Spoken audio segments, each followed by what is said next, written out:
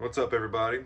Welcome back. If you are just tuning in, this is part 3 of our stock removal little chef knife build along little series we're doing. The other two videos where we got to this point are up on the page if you want to check those out. But if you're at that part now, this is what we got out of hand sanding, a little surface blemishes here and there from it sitting in the shop for a couple weeks. So we're gonna knock that off with some 1000 grit sandpaper. Got some handle material here. I believe it's called Wengwood, W-E-N-G-E. We're going to use that for the handle material. I got some stainless pins. Cut them right after I finish the knife. So we'll get those in. We're going to go through drilling your pinholes, how I do it, how to get your stuff to line up and stuff like that. You know, drilling through the tang and having your handle material pop together nice and tight and all that stuff. We're going to go through that. What I do, epoxy, glue up, let the epoxy set today, and hopefully this evening before it gets dark I can come out here to be cured, and I'll go over shaping, hand sanding and finishing the wood, what I do to prep the knife and all that stuff, for all that stuff in this video. So if you're interested in that stuff, I'd appreciate if you hang out, leave some comments and stuff like that, or what you do in the bottom or whatever, so that people watching this video get the most information as possible, because that's the whole point.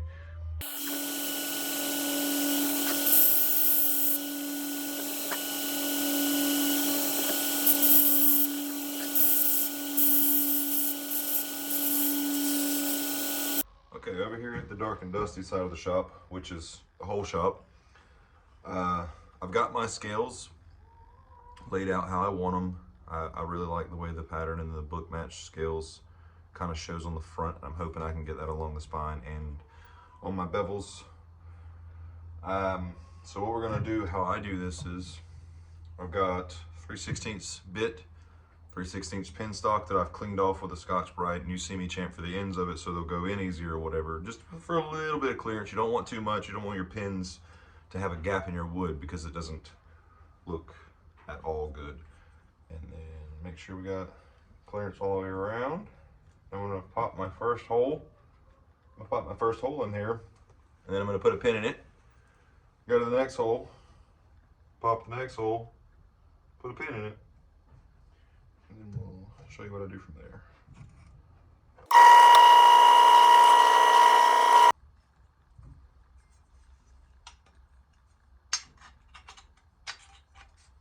So it looks like that. You got a pin through the hole you just drilled into the knife and the handle skills. So what you're gonna do is line your front up here, which up here doesn't so much matter because you're gonna shape it, as long as your tang is completely surrounded by wood for obvious reasons. So now we're gonna do the same thing.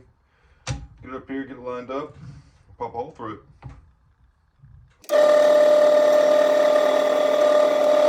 So I've got my pins in the wood. I'm gonna lay the knife on the scales once it's on there. Now if you gotta mess with it, you want to do a dry fit up. There's nothing wrong with doing a dry fit up. Pop the scales off, put it on the knife, how they're going to go on the knife, just to make sure everything fits, because the last thing you want to do is have this all covered in epoxy and try to do your first dry fit up ever when it already has epoxy on it, and then you end up with a huge mess and you realize your scales don't fit, or your holes are a little off, or you got to make an adjustment, or the pin has a burr on it from where you tapped it with the hammer and now it won't clear the, you have issues. So dry fit ups are never a bad thing. Dry fit ups are everyone's friend. Now I'm going to take a marker and I'm going to figure out about where on the knife I want the handle scales to stop, and your curvature and the design, or however you want to do it. This is the time to do it. So once you got everything popped together, I'm going to make some marks with some Sharpie and find a shape that I like, something simple, that complements the other curves and stuff with the knife. And then we're going to go on the grinder and get that shape done and chamfer it and do all that stuff. So I'm going to show you. Okay, so we got scales here and your knife.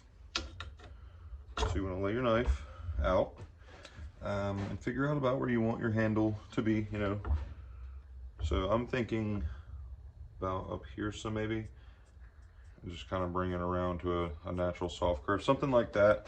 So what I'm going to do is make me a mark here and here. Pop the knife off. And you can do this with a pencil, you don't have to do it with a Sharpie. I'm mainly making this knife literally for the purpose of this video. So it doesn't have to be super exacting if you're just messing around, or you know, you're just going for a shape. If you don't have a specific, this knife has to look like this, you know, drawing, then you can kind of have fun with it. So we're just gonna give us a nice gentle curve.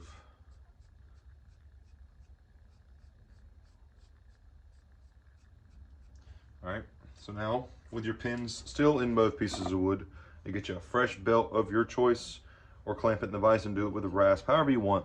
We're gonna get this shape here, and then we're gonna chamfer it, make it all look neat and pretty, and do our hand sanding for this front area, and then we'll get the knife glued up, and then we get to watch epoxy set and dry, which is no one's favorite thing to do.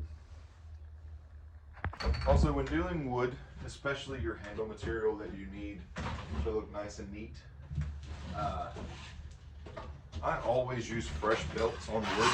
If the belt has ever touched metal, I mean, it's no longer good for wood because it knocks those really aggressive grits off of it, and it won't really want to cut the wood. It'll want to either smear it or burn it. So fresh belt on wood, use it on wood, hang it up somewhere, that way next time you do a handle, you got one that's never touched metal, and it's used, but it's still sharp, because wood is not going to dull a 60 grit ceramic belt. It's just not going to do it. So anyway.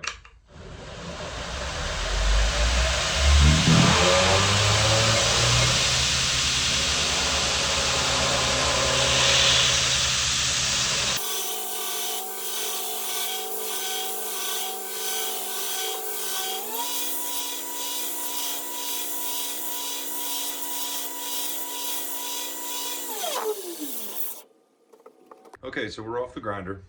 Got our shape pushed in there that we sketched up. I knocked the corners off. So what I'm gonna do is hand sand this area of the scale, because once it's epoxy to the blade, you're not gonna be able to get up there with sandpaper to clean this part up. And we don't want 60 grit scratches in our handle material that's probably gonna be around 600 to 800 grit. So we're gonna knock that off, clean it up, just scuff it up. And I do everything with the pins in it so that your fit up will be perfectly flush. You don't want one of your scales, you know, janky looking like that. I try to avoid all of the mistakes that I can avoid, so that the little bad spots or scuffs and imperfection and stuff like that that you end up in your final product, because no one's perfect. Try to avoid as many of those that I can. So anyways, let's get to it. Just gonna start out with some 80 grit. That way I can smooth all these lines from the grinder out, and just kind of work my way towards a smoother starting area. And this wood is extremely hard, so I'm just going to take my time and try to get it as neat as possible. I don't want to leave these grinder marks in it.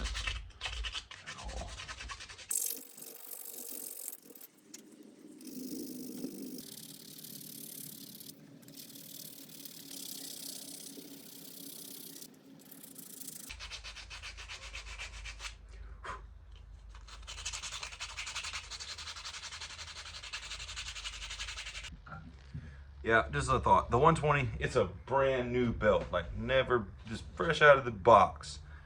Burned the wood a little bit, not terrible. So this wood is going to be fun. But I'm gonna take this up a couple more grits, 320, 400, 600, somewhere around that ballpark, to see how much more difficult it's gonna be. I'm about to go to 120 or 220. I'm not sure what's laying over there, but it's gonna be pretty. At least, I guess. Oh well, here we go. Okay, so what I'm about to do now is, you don't have to do this. Only reason I'm doing it is because I coated this knife with a little bit of WD-40 after hand sanding it, because I knew it was going to take a little while for me to get the handle scales. I wasn't sure what I wanted and hadn't even ordered them yet. So I'm going to wipe down the tang area with WD-40, or I'm sorry. I'm going to wipe the tang down with acetone to get all of the possible WD-40 oils from your fingers and all that stuff. I'm gonna wipe all that off. Good wipe.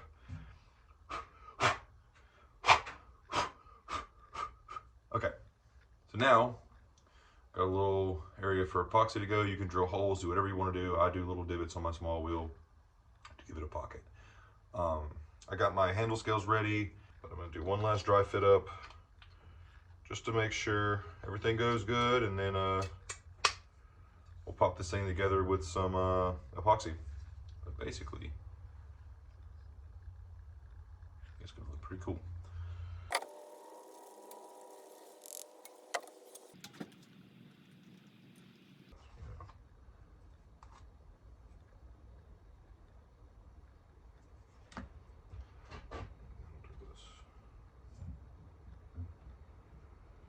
And the dry fit up thing I was talking about earlier, you don't want to get to this stage and your knife not go together. It's very, we'll say, stressful, because now you have epoxy, it's starting to set, getting a little tacky.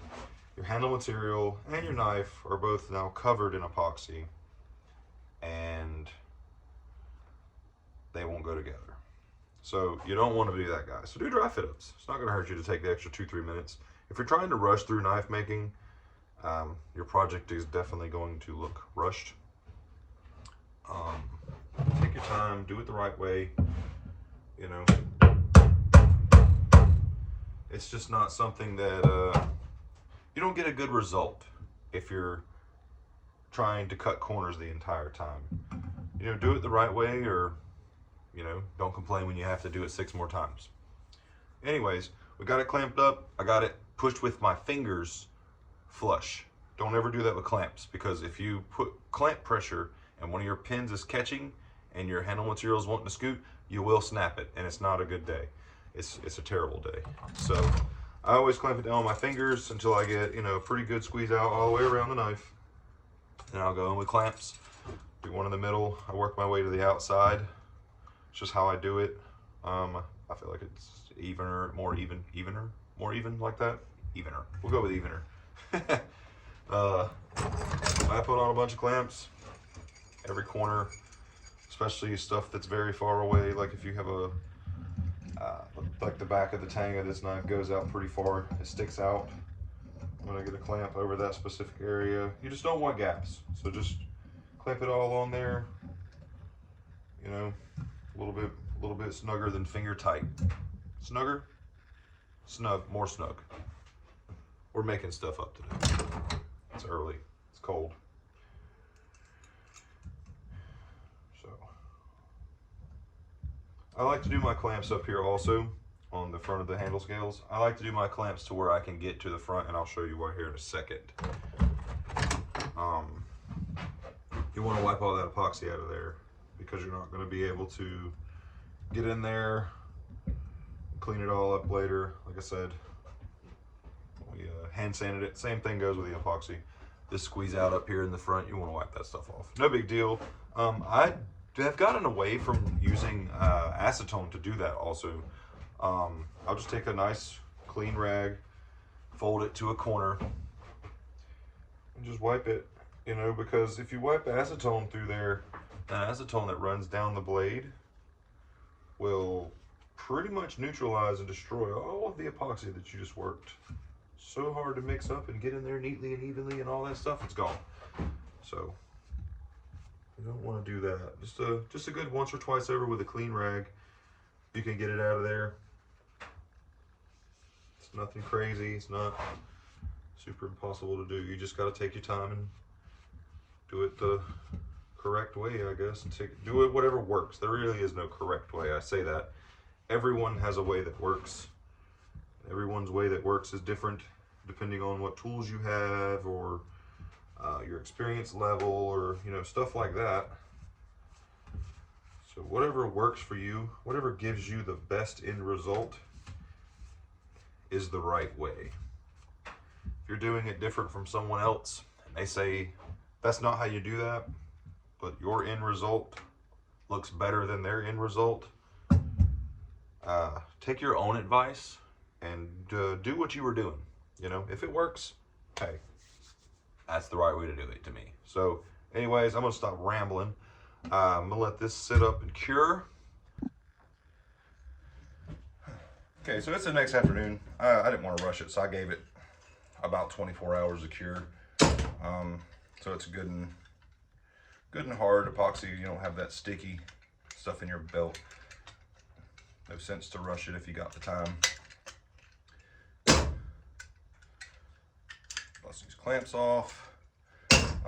These pins are a little bit long, so what I'm going to do is I'm going to cut these off. I'm not going to do it with a grinder or the belt or anything, because these pins will get really hot towards the center of your blade, and what it'll do is it'll get your epoxy inside of there really hot and cause it to fail. So you don't want that. So we're going to cut these off with a hacksaw. I'm going to wrap this blade up in some napkins and stuff, put it in the vise, and just take my time and cut them off with a hacksaw.